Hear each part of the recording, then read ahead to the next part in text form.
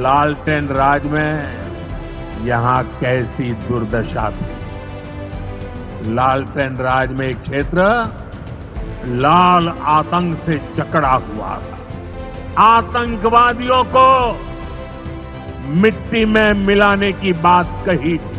बिहार की धरती से लिया गया वो संकल्प पूरा हो चुका है। जब जब किसी दुश्मन ने भारत को चुनौती दी है, बिहार देश की ढाल बनकर खड़ा हुआ है। चाहे पाताल में क्यों न छिप जाए, भारत की मिसाइलें उन्हें दफन करके रहेगी। इधर से पाकिस्तान हम पर ड्रोन हमले कर रहा था, मिसाइलें दाग रहा था, और इधर भारत पाकिस्तान की मिसाइलों को हवा में तिनके की तरह बिखेर रहा था।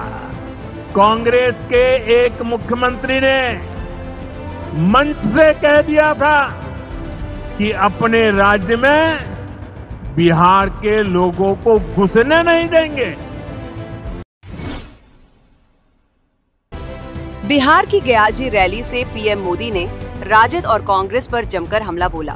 पीएम मोदी ने कहा कि लालटेन वालों ने पूरे बिहार के भविष्य को अंधेरे में ढकेल दिया था। न शिक्षा थी और न रोजगार था। न जाने कितनी पीढ़ियों को इन लोगों ने पलायन के लिए मजबूर कर दिया था। राजद और उसके साथी बिहार के लोगों को केवल वोट बैंक मानते हैं। आपको याद होगा कि कांग्रेस के एक मुख्यमंत्री ने मंच से कह दिया था कि अपने राज्य में बिहार के लोगों को घुसने नहीं देंगे। बिहार के लोगों से इतनी घृणा करती है कांग्रेस, ये कोई भूल नहीं सकता। कांग्रेस का बिहार के लोगों के प्रति ऐसा व्यवहार देखने के बाद भी राजद के लोग गहरी नींद में सोए हुए थे।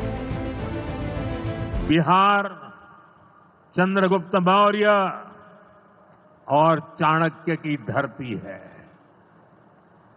जब जब किसी दुश्मन ने भारत को चुनौती दी है, बिहार देश की ढाल बनकर खड़ा हुआ है। बिहार की धरती पर लिया हुआ और संकल्प, ये धरती की ताकत है। इस धरती पर लिया गया हर संकल्प कभी खाली नहीं जाता।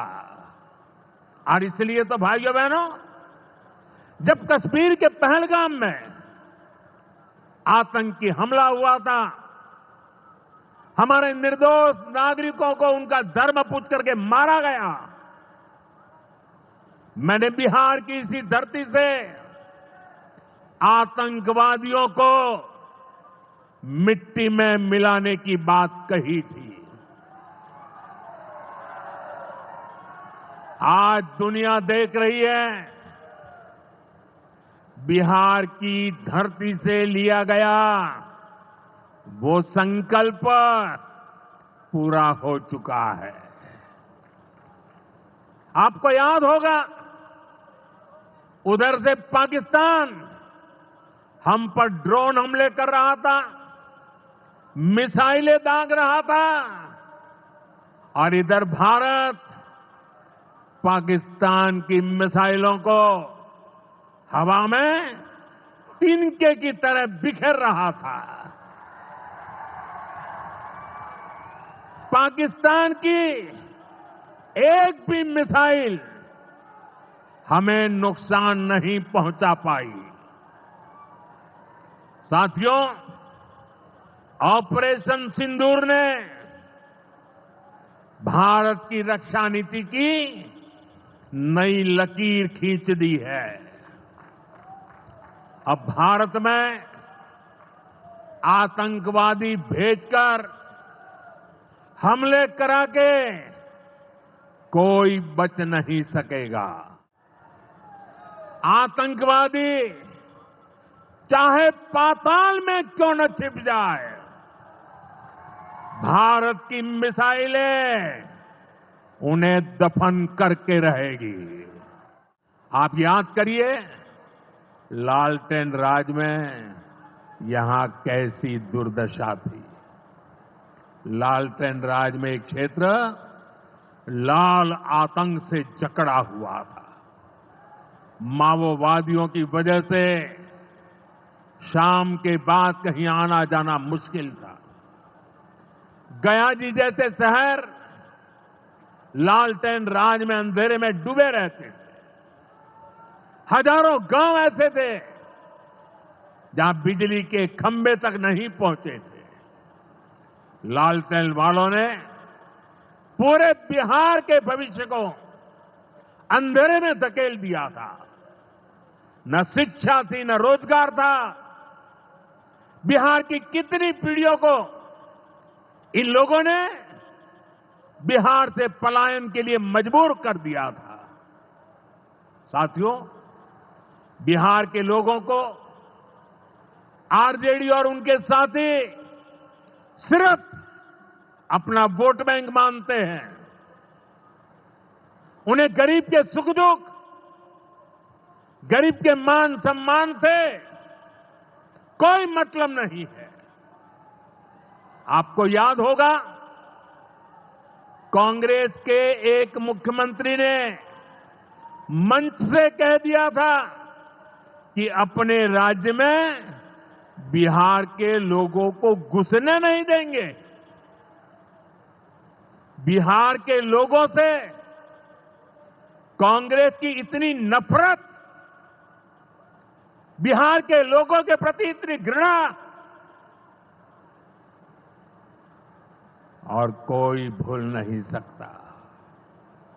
कांग्रेस का बिहार के लोगों के प्रति त्याग, जो दुर्व्यवहार देखने के बाद भी यहां आरजेडी वाले गहरी नींद में सोए पड़े थे। भाइयों बहनों, बिहार की एनडीए सरकार कांग्रेस और इंडी गठबंधन वालों के इस नफरती अभियान का जवाब दे रही है। बिहार के बेटे बेटी को यहीं पर रोजगार मिले, सम्मान की जिंदगी मिले, मां बाप की वो देखभाल कर सके, इसी सोच के साथ हम काम कर रहे हैं। अब बिहार में बड़े बड़े प्रोजेक्ट बन रहे हैं। आरजेडी का भ्रष्टाचार तो बिहार का बच्चा बच्चा जानता है। मेरा साफ मानना है कि भ्रष्टाचार के विरुद्ध लड़ाई को अगर अंजाम तक पहुंचाना है तो कोई भी कार्रवाई के दायरे से बाहर नहीं होना चाहिए। आप सोचिए, आज कानून है कि अगर किसी छोटे सरकारी कर्मचारी को 50 घंटे तक हिरासत में रख दिया तो अपने आप वो सस्पेंड हो जाता है। ड्राइवर हो, छोटा क्लार्क हो, प्यून हो, उसकी जिंदगी हमेशा हमेशा के लिए तबाह हो जाती है। लेकिन अगर कोई मुख्यमंत्री है, कोई मंत्री है, कोई प्रधानमंत्री है, तो वो जेल में रह करके भी सत्ता का सुख पा सकता है। ये कैसे हो सकता है? हमने कुछ समय पहले ही देखा है कि कैसे जेल से ही फाइलों पर साइन किए जा रहे थे, जेल से ही सरकारी आदेश निकाले जा रहे थे। नेताओं का अगर यही रवैया रहेगा तो ऐसे भ्रष्टाचार के विरुद्ध लड़ाई कैसे लड़ी जा सकती है? साथियों, संविधान हर जनप्रतिनिधि से ईमानदारी और पारदर्शिता की उम्मीद करता है। हम संविधान की मर्यादा को तार तार होते नहीं देख सकते। इसलिए एनडीए सरकार भ्रष्टाचार के खिलाफ एक ऐसा कानून लाई है जिसके दायरे में देश का प्रधानमंत्री भी है। इस कानून में मुख्यमंत्री और मंत्रियों को भी शामिल किया गया है। जब ये कानून बन जाएगा तो प्रधानमंत्री हो या मुख्यमंत्री या फिर कोई भी मंत्री, उसे गिरफ्तारी के 30 दिन के अंदर जमानत लेनी होगी और अगर जमानत नहीं मिली तो 31वें दिन उसे कुर्सी छोड़नी पड़ेगी। आप कहिए भाइयों, जो जेल जाए उसने कुर्सी छोड़नी चाहिए कि नहीं छोड़नी चाहिए? क्या वो कुर्सी पर बैठे रह सकता है क्या? क्या वो सरकारी फाइलों पे साइन कर सकता है क्या? क्या जेल में से कोई सरकार चला सकता है क्या?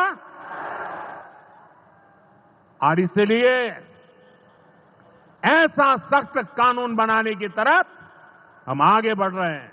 लेकिन साथियों, ये आरजेडी वाले, ये कांग्रेस वाले, ये लेफ्ट वाले इस कानून का विरोध कर रहे हैं। ये बहुत गुस्से में है और कौन नहीं जानता उनको किस बात का डर है। जिसने पाप किया होता है वो अपने पाप को दूसरों से छुपाता है, लेकिन खुद को भीतर से जानता है कि क्या खेल खेला है। इन सब का भी यही हिसाब है। ये आरजेडी और कांग्रेस वाले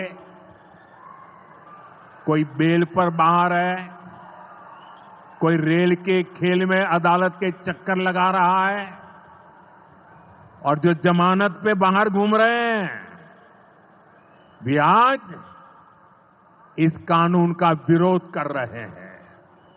इन्हें लगता है कि अगर ये जेल चले गए तो इनके सारे सपने चकनाचूर हो जाएंगे, और इसलिए सुबह शाम ये लोग मोदी को भांति भांति की गाली दे रहे हैं और इतने बौखलाए हुए हैं कि इस जनहित के कानून का विरोध कर रहे हैं। हमारे राजेंद्र बाबू, बाबा साहब आंबेडकर ने कभी सोचा भी नहीं था, कभी कल्पना भी नहीं की होगी कि सत्ता के भूखे लोग भ्रष्टाचार करेंगे और जेल जाने पर भी कुर्सी से चिपके रहेंगे।